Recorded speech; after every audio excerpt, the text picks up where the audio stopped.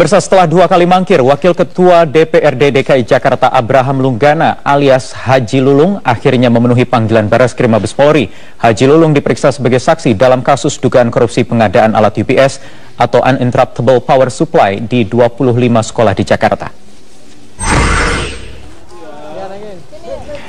Abraham Lunggana atau Haji Lulung memenuhi panggilan penyidik Barreskrim untuk bersaksi dalam kasus dugaan korupsi pengadaan alat UPS dalam APBD Perubahan DKI Jakarta tahun 2014. Lulung tiba di Mabes Polri Rabu pagi dengan didampingi tim kuasa hukumnya.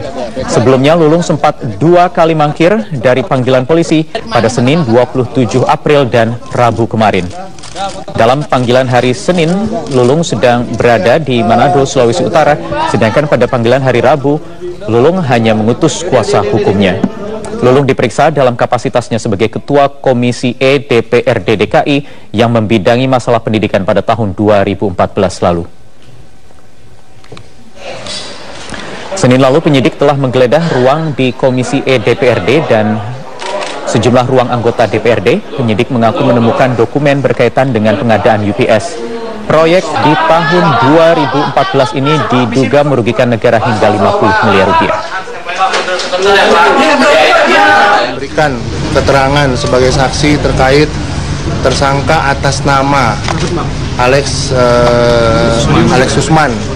Oleh karena itu ya kita pun sudah mempersiapkan data-data berkas-berkas yang dibutuhkan oleh penyidik. Ya mudah-mudahan pemeriksaan hari ini mampu memberikan jalan kepada penyidik untuk bisa mengungkap apa yang didalilkan, apa yang dilaporkan oleh pihak-pihak terkait.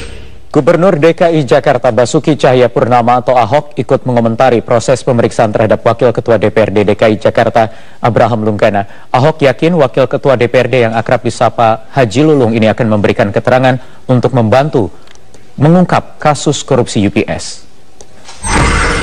Pemanggilan Pak, pemeriksaan? Ya saya kira pasti Haji Lulung pasti akan terbuka ya. Karena itu kan memang kesepakatan kita dengan DPRD. DPRD dengan saya itu sepakat kita ingin ungkap ini seluas-luasnya, jadi ketahuan siapa yang main. Kita nggak tahu kan oknum SKPD apa oknum DPRD. Jadi dengan ini saya kira Pak Haji Lulung ya dia pasti senang lah untuk buka ini semua supaya jadi terang benderang gitu loh. Barreskrim Mabes Polri hingga saat ini masih terus memeriksa Abraham Lunggana atau Haji Lulung sebagai saksi kasus dugaan korupsi pengadaan UPS pada tahun anggaran 2014 di DPRD DKI Jakarta. Untuk mengetahui informasi terkini terkait pemeriksaannya, kami akan bergabung dengan Raka Susanto dari Mabes Polri Jakarta. Raka, dari keterangan yang Anda himpun hingga saat ini, apa saja materi pemeriksaan terhadap Lulung? Wahyu, sudah lebih dari 8 jam Abraham Lunggana atau Lulung diperiksa oleh Barreskrim Mabes Polri, namun sampai dengan saat ini kami masih belum mendapatkan kira-kira materi apa saja yang ditanyakan Barreskrim Mabes Polri kepada Lulung. Dikarenakan memang sampai dengan saat ini pemeriksaan berlangsung tertutup, sementara memang tadi Lulung juga sempat menyatakan bahwa pemeriksaan dirinya kali ini merupakan pemeriksaan sebagai saksi dalam kasus yang juga melibatkan mantan Kepala Sarana dan Prasarana Suku Dinas Pendidikan Jakarta Barat, yaitu Alex Usman. Dan sampai dengan saat ini memang awak media masih terus menunggu Lulung kapan selesai diperiksa oleh Barreskrim, meskipun sebenarnya sudah 8 jam sejak pukul 10 tadi. Barreskrim Mabes Polri memeriksa Lulung dalam 2 alasan. Yang pertama dikarenakan menurut Barreskrim dari sejumlah saksi yang diperiksa bahwa saksi-saksi ini juga menyebutkan nama Abraham Lunggana, sehingga Barreskrim merasa perlu memeriksa Abraham Lunggana atau Haji Lulung. Sementara alasan kedua adalah dikarenakan Lulung merupakan Ketua Komisi E di DPRD DKI Jakarta yang dalam kapasitasnya hal ini adalah Lulung juga membawahi bidang pendidikan di Pemprov DKI Jakarta, sehingga memang sampai dengan saat ini pemeriksaan Lulung diperkirakan membahas terkait dengan perannya dalam pengadaan UPS di 25 sekolah yang berada di DKI Jakarta, yang dalam hal ini juga pengadaan ini dikoordinatori oleh Dinas Pendidikan DKI Jakarta. Wahyu. Iya, dari penjelasan yang disampaikan Lulung atau kuasa hukumnya, apakah ia mengetahui proses pengadaan UPS ini? Sampai dengan saat ini Lulung sendiri masih enggan berkomentar. Namun memang kalau kita melihat beberapa hal sudah disiapkan oleh kuasa hukumnya dalam pemeriksaan kali ini, termasuk sejumlah berkas. Wahyu, perlu diketahui bahwa sebenarnya 3 hari yang lalu pihak dari Barreskrim Mabes Polri juga sempat menggeledah ruang kerja dari Wakil Ketua DPRD DKI Jakarta ini, di mana juga ada sejumlah hal yang dibawa, termasuk ada perangkat komputer maupun juga sejumlah dokumen. Namun terkait apakah Lulung mengetahui atau tidak, sampai dengan saat ini kami masih belum mendapatkan informasi pasti. Namun satu hal yang cukup menarik adalah beberapa jam yang lalu di media online ini kuasa hukum dari Alex Usman sempat menyebutkan bahwa Alex Usman tidak mengetahui keterlibatan Lulung dalam pengadaan UPS ini, sehingga memang yang jadi cukup menarik adalah nanti ketika Lulung sudah keluar dari pemeriksaan di Barreskrim Mabes Polri, kita dapat mengetahui apa-apa saja yang sebenarnya ditanyakan oleh Barreskrim terkait dengan pemeriksaan yang sudah berlangsung lebih dari 8 jam. Dan sampai dengan saat ini sendiri memang kondisi di Barreskrim sendiri masih simpang siur apa saja materi yang akan diperiksa dan seperti apa tanggapan Lulung atas pemeriksaan ini. Untuk sementara demikian, Wahyu, kembali ke studio. Raka Susanto melaporkan langsung dari Barreskrim Mabes Polri. Pemirsa, Indonesia Corruption Watch atau ICW menemukan dugaan penyimpangan pada program sarana dan prasarana pendidikan DKI Jakarta dalam tahun anggaran 2014 yang nilainya mencapai miliaran rupiah. Ini ditemukan dalam pengadaan barang yang fungsinya justru malah dipertanyakan.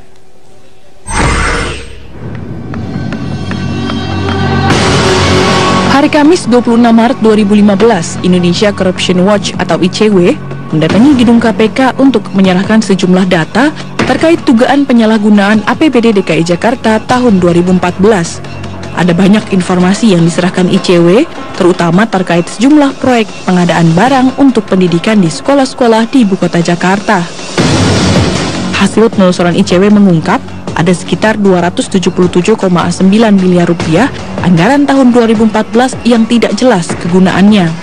Ini berawal dari kisruh antara eksekutif dan legislatif di dalam merumuskan RAPBD 2015, di mana kan pada waktu itu kan ditenggarai misalnya, kalau Pak Ahok katakan misalnya ada sekitar 12,1 triliun titipan mata anggaran kegiatan siluman, di mana mata anggaran ini tidak diusulkan oleh SKPD, tidak dibutuhkan, kemudian tiba-tiba ada.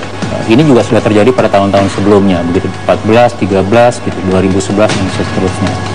Nah, belajar dari itu kami coba melakukan semacam penyisiran, pengumpulan data, termasuk juga investigasi ke lapangan misalnya. Contoh misalnya untuk UPS atau printer scanner 3 dimensi, buku, dan sebenarnya banyak sekali kegiatan yang lain. ICW kenapa ya? Sama ICW saya nggak terlibat. Sorry ya. Proyek pengadaan UPS atau Uninterrupted Power Supply saat ini sudah diusut Mabes Polri. Bahkan polisi sudah menetapkan 2 tersangkanya. Keduanya adalah Alex Usman, mantan pejabat di Suku Dinas Pendidikan Jakarta Barat, dan Zainal Soleman, mantan pejabat di Suku Dinas Pendidikan Jakarta Pusat. Keduanya diduga ikut mengatur pengadaan UPS di sejumlah sekolah bernilai ratusan miliar rupiah yang oleh Gubernur Ahok disebut sebagai proyek siluman. Polisi mengatakan tidak menutup kesempatan bakal muncul para tersangka lain dalam proyek pengadaan UPS ini. Mereka yang berstatus saksi bisa saja berubah menjadi tersangka kalau cukup bukti. Salah satu yang sudah diperiksa sebagai saksi adalah Slamet Widodo, yang menjabat Kepala Suku Dinas Pendidikan Menengah Jakarta Barat ketika proyek UPS bergulir. Slamet Widodo saat itu bertindak sebagai kuasa pengguna anggaran yang seharusnya tahu persis proyek pengadaan UPS. Saya KPA, kuasa pengguna anggaran, cukup ya. Keterangannya lebih pas coba tanyakan Mabes, kan sekarang ditangani oleh Mabes ya, saya kira itu Pak. Dulu Polda, waktu itu Polda, kalau Mabes belum. Oke, makasih ya. Ya, sebatas pada adanya anggaran itu, ya. Dan saya sebagai KPA, ditanya udah melunasi, ya sudah, intinya hanya gitu ya. Pada besarnya.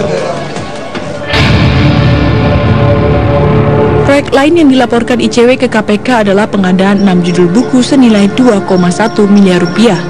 Menariknya, penulis 6 judul buku ini adalah Rina Aditya Sartika, yang tak lain adalah anak dari Alex Usman tersangka pengadaan UPS. Rina saat ini adalah anggota DPRD DKI Jakarta dari fraksi Partai Gerindra. 6 buku ini ditulis ketika Rina belum menjadi anggota DPRD. Kan saya udah nyerahin bukti sama ketua fraksi, saya bilang bahwa saya hanya sebagai penulis. Nah, ketua fraksi juga sudah megang bukti-buktinya lengkap. Saya hanya sebagai penulis. Di dokumen yang saya serahkan ke ketua fraksi ada bukti-bukti tanggal bahwa kapan pemilihan, kapan itu buku saya jual hak ciptanya itu ada. Jadi sekali lagi saya bilang bahwa saya punya bukti bahwa saya hanya sebagai penulis. Ternyata Rina Aditya bukanlah penulis langsung buku-buku ini. Rina dibantu oleh beberapa orang yang menjadi penulis bayangan. Bu Rina sih menyampaikannya sumbangsi itu terkait dengan kampanye dia sebagai calon legislatif dari Partai Gerindra. Saya juga kaget, awalnya sih kita kan tim juga bangga juga kan, buku bisa dibaca banyak orang, lalu membuat pencerahan. Dia tetap arrange juga karena bagaimanapun kesesuaian bahan apa yang pengen ditulis juga harus melalui koordinasi sama Bu Rina juga. Jadi garis besarnya memang include ya pemikiran-pemikiran dia. Ada peran juga, tapi secara garis besar ya penulisan tetap kita, tim penulis ini yang mereka yang menulis, yang menyusun, mewawancarai sumber dan sebagainya. Ada 6 buku yang dicetak dengan nama penulisnya adalah Rina Aditya Sartika. Buku seri Rona Batavia, Rona Jakarta ini masuk dalam APBD 2014 dengan harga Rp150.000 per buku. Padahal harga sebenarnya hanya Rp45.000 per buku. Saya nggak tahu. Saya jual hak cipta. Berapa? Hah? Belum dibayar. Berapa? Yang belum dibayar berapa? Semua. Dari Jakarta, Tim Liputan Metro TV.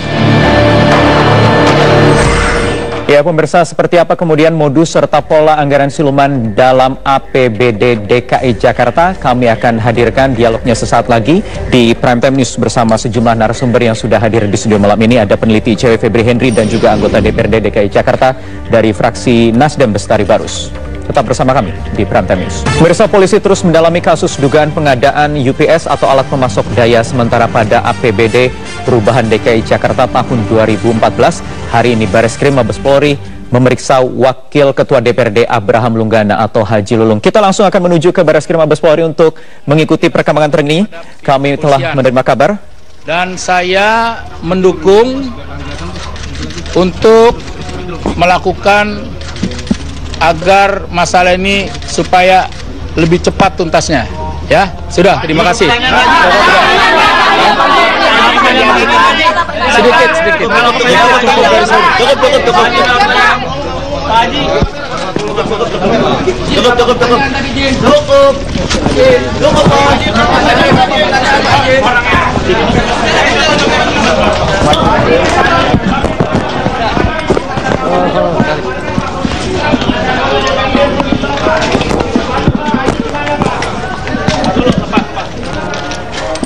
Ya, itu dia tadi gambar langsung yang kami terima dari Bareskrim Mabes Polri terkait pemeriksaan Abraham Lunggana, Wakil Ketua DPRD DKI Jakarta yang berlangsung lebih dari 8 jam. Tadi sayangnya kami juga tidak mendapatkan informasi detail atau lengkap dari pernyataan yang disampaikan oleh Abraham Lunggana atau Haji Lulung. Kita akan langsung membahasnya di studio sambil menunggu informasi atau perkembangan terkini dari rekan kami yang berada di Bareskrim Mabes Polri. Saya ingin perkenalkan dulu narasumber yang ada di studio Prime Time News malam hari ini. Yang pertama di sebelah kanan saya ada peneliti Indonesia Corruption Watch ICW Febri Henry. Selamat malam, Mas Febri. Selamat malam. Terima kasih sudah hadir di studio. Dan juga di sebelah kiri saya ada anggota DPRD DKI Jakarta fraksi Nasdem Bestari Barus. Bang Barus, selamat malam. Selamat malam. Saya ingin ke Mas Febri dulu, yang juga sudah melaporkan kasus dugaan korupsi alat UPS ke KPK. Ingin meminta komentar dulu dari ICW, Anda mewakili terkait perkembangan kasus yang saat ini tengah bergulir di Mabes Polri. Sudah ada Abraham Lunggana yang diperiksa. Apa yang ICW harapkan dari pemeriksaan kali ini? Untuk pemeriksaan kali ini, pertama kami mengapresiasi kepolisian sudah memeriksa anggota DPRD DKI Jakarta yang menurut kami memang penting itu untuk dimintai keterangan atau diperiksa ya, apakah ada keterlibatan mereka atau tidak. Untuk pemeriksaan kali ini memang yang perlu dibuktikan itu adalah siapa yang memulai inisiatif pengadaan UPS ini dan anggaran pengadaan yang lain seperti printer, scanner gitu ya. Itu siapa yang mulai dan bagaimana mereka melakukan kerjasama ya, mulai sejak pengajuan anggaran gitu ya, terus kemudian persetujuan pembahasan di DPRD, terus kemudian pengawalan dalam proses lelang, terus juga pengesahannya gitu. Dari ICW yang juga sudah melaporkan temuan ini ke KPK, Anda mengapresiasi tadi apa yang sudah dilakukan Polri, tetapi paling tidak kalau kan begitu dengan hasil temuan ICW, sudah sesuai atau on the track apa yang dilakukan oleh masih ada Mabes? Yang kurang yang harus dilakukan oleh Mabes Polri, yang sejauh ini yang kami pantau yang harus juga dikejar setelah ini adalah pengusaha yang memiliki barang UPS ini. Kalau berdasarkan informasi yang kami peroleh, ada satu orang pengusaha yang punya inisiatif cukup kuat ya agar melobi DPRD dan juga kemudian eksekutifnya. Artinya ini memang inisiatornya dari pengusaha dulu kalau temuan dari ICW? Ya, informasi kami begitu. Dari pengusaha kemudian masuk kemana dulu? Ke eksekutif dulu? Ke eksekutif, karena eksekutif yang mengajukan anggaran, terus kemudian juga lobby DPRD agar anggaran ini diloloskan. Modusnya seperti apa sih? Modusnya seperti itu, jadi dia punya barang gitu dari UPS gitu dari luar, kemudian dibuat proses seakan-akan sekolah butuh itu, ya mungkin 1-2 sekolah mungkin butuh tapi tidak sebesar UPS ini, dan kemudian diperluas jadi sampai 49 sekolah. Kemudian itu diajukan anggarannya lewat KUA PPAS dan dibahas oleh DPR. Kemudian setelah dibahas, belum dibahas, dan tiba-tiba kemudian dimasukkan lewat pokir begitu, dan kemudian setelah disahkan, kemudian masuk dalam proses lelang, di mana yang tadi itu yang dalam proses lelang itu juga ada PPK yang terlibat, ada beberapa pihak. Dan lelang ini kan juga menghasilkan ada sejumlah perusahaan. Apakah juga perusahaan-perusahaan ini terkait? Ya, pengusaha itu jadi pengusahanya ini adalah distributornya. Distributor. Satu di antara 3 distributor, dan mereka memainkan harga di situ bekerjasama dengan PPK. Jadi PPK itu menetapkan HPS, harga perkiraan sendiri berdasarkan harga distributor. Dan kemudian peserta lelang itu, terutama yang lolos kualifikasi, itu adalah perusahaan-perusahaan yang didukung oleh distributor ini. Yang mengambil alat-alat UPS ini dari satu distributor sama ini. Inisiator diduga. Ya. Dan yang menang adalah yang perusahaan yang didukung oleh distributor ini. Gitu. Jadi sebenarnya distributor ini. Nah, distributor ini, pengusaha yang ini sampai saat sekarang belum diperiksa oleh kepolisian. Kami dapat informasi dia ada di luar oleh kepolisian. Itu yang dianggap masih kurang. Begitu ya. Kita ke Bang Barus. Bang Barus, kalau kita lihat 1-2 hari terakhir ini, di waktu pemanggilan pertama dan kedua Haji Lulung yang mangkir atau tidak datang ke Mabes Polri, tetapi Haji Lulung mengatakan akan menjadi semacam whistleblower gitu, atau justice collaborator yang akan mengatakan atau mengungkap siapa-siapa anggota dewan yang bermain di proyek ini. Anda apakah juga mengetahui hal yang sama seperti Haji Lulung mungkin karena ada di dalam juga? Ya, pertama saya katakan bahwa Nasdem kan fraksi baru ya. Jadi kita tidak tahu ini UPS ini bentuknya seperti apapun, kami belum tahu, tapi manfaat kegunaannya kita pernah dibaca di beberapa tempat, informasi dari berbagai tempat, kita tahu oh ini sebetulnya barang bermanfaat juga. Contoh, kita kemarin ada kegagalan dalam pendidikannya. Ini menjadi pemikiran kita juga. Ketika ujian nasional online tidak dapat dilaksanakan karena tidak adanya garansi dari PLN bahwa listrik itu akan dapat hidup sepanjang ujian itu dilaksanakan. Rumah sakit operasi besar, stasiun TV menggunakan. Jadi menurut kami sebetulnya, menurut saya ini ya pribadi, UPS ini ada manfaat. Ada manfaatnya, oke. Namun sekali lagi tentu besarnya, kapasitasnya, penganggarannya semuanya harus terang benderang, bagus, itu yang diperbaiki. Nah, jadi tidak juga kita kemudian mengharamkan ini ketika memang ini ada manfaat. Saya sependapat dengan Pak Hanya Gubernur. karena prosesnya yang... Satu catatan juga, saya sependapat dengan Pak Gubernur. Segala sesuatu yang memang dibutuhkan, anggarkan dan jangan dicoret. Namun pengawasan, ini ada masyarakat, ada ICW. Bagaimana kita melakukan pencegahan lebih dini, jangan sampai sesudah dia meledak-meletup, baru kita sadar ada sesuatu di sebelah sana. Harapan saya sebetulnya ke depannya dari semua sisi ini, masyarakat memperhatikan tentu kebutuhannya dulu yang paling utama.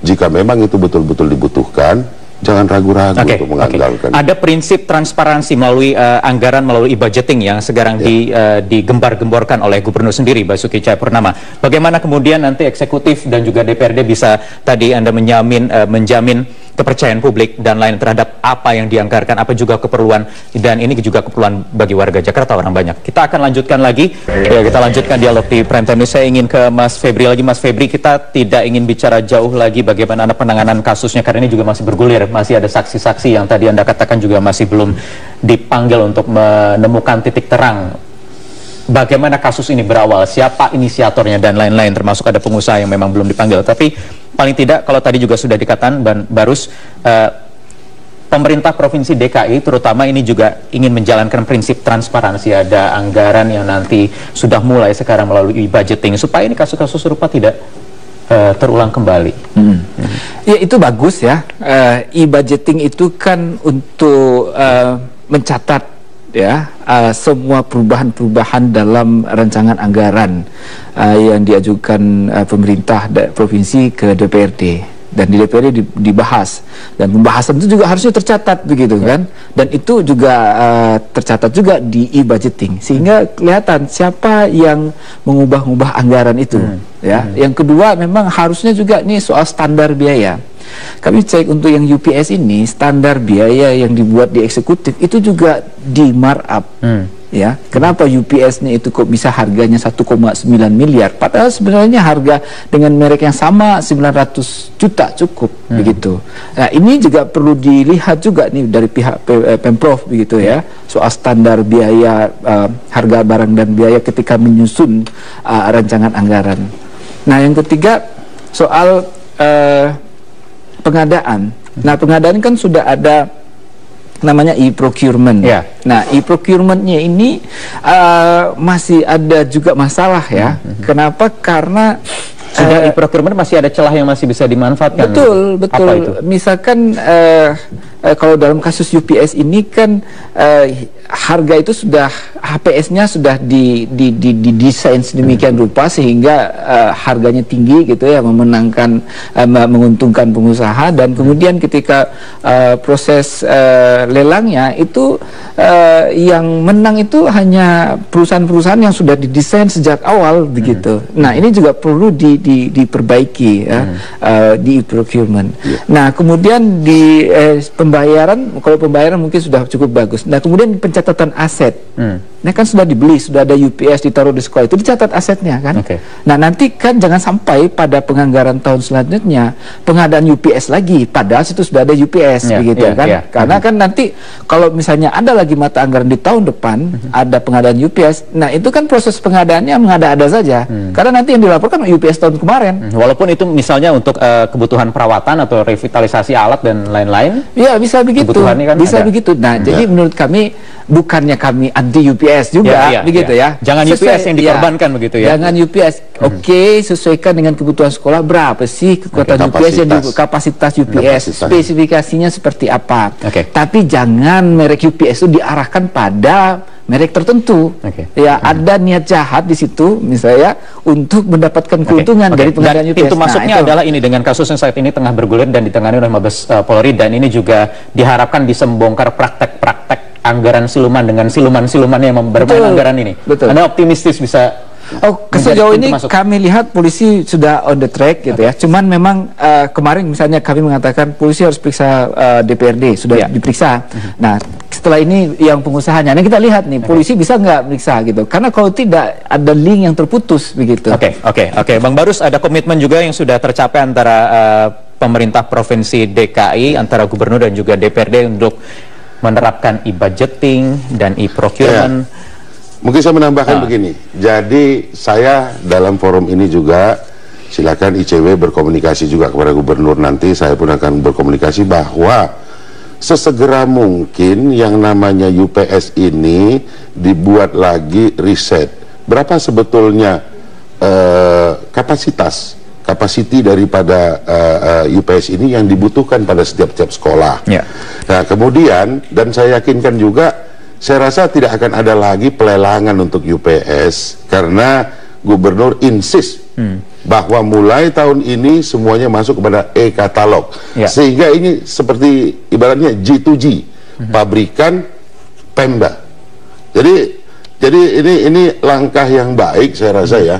Jangan kita haramkan UPS itu, tetapi betul-betul kapasitas itu diketahui. Kan banyak orang pinter, yang ahli teknik juga ada ya di Pemprov ini, diberdayakan betul-betul sehingga kebutuhan sekolah untuk UPS kita ke depan ingin ujian online nasional dapat terlaksana dengan baik, masyarakat mendapat manfaat, keuangan negara tidak tercecer, dan semua everybody happy. Ini yang perlu. Jadi saya yakin ICW, masyarakat, kita semua ingin masyarakat Indonesia usia sekolah ini cerdas dan dikenalkan dengan IT dari semenjak awal kan begitu. Permasalahan ini kan baru hanya satu pengadaan saja ini, baru UPS, belum ada pengadaan-pengadaan lainnya. Pengadaan yang lain dengan semangat transparansi itu apakah juga semua sekarang sudah dikatakan oleh gubernur dalam setiap pertemuan itu, saya tidak mau lagi ada lelang-lelang macam-macam. Semua barang masuk ke LKPP, e-katalog, e-katalog. Dan itu sudah menjadi komitmen bersama antara harusnya DPRD. Seperti itu, tidak bisa tidak seperti itu. Dan kita akan, Nasdem akan dorong harus seperti itu, sehingga pekerjaan kita apapun, pokir kita unlimited nanti Pak. Kita turun reses, ini dalam waktu dekat tanggal 9 sampai 19, kita turun reses, sekolah kau butuh apa? Uang DKI cukup banyak. Asal dia katakan kita butuh, kita dorong. Oke, baik, kita nantikan terus sambil kasusnya juga bergulir. Mudah-mudahan ini juga bisa menjadi pintu masuk, membongkar semua ada dugaan-dugaan anggaran siluman yang sudah disampaikan berulang kali oleh Gubernur Basuki Cahayapurnama. Kita nantikan bersama-sama komitmen antara DPR dan juga Pemprov DKI Jakarta. Bang Barus, terima kasih atas waktu singkatnya di Prime Time News. Mas Febri Henry juga terima kasih. Dan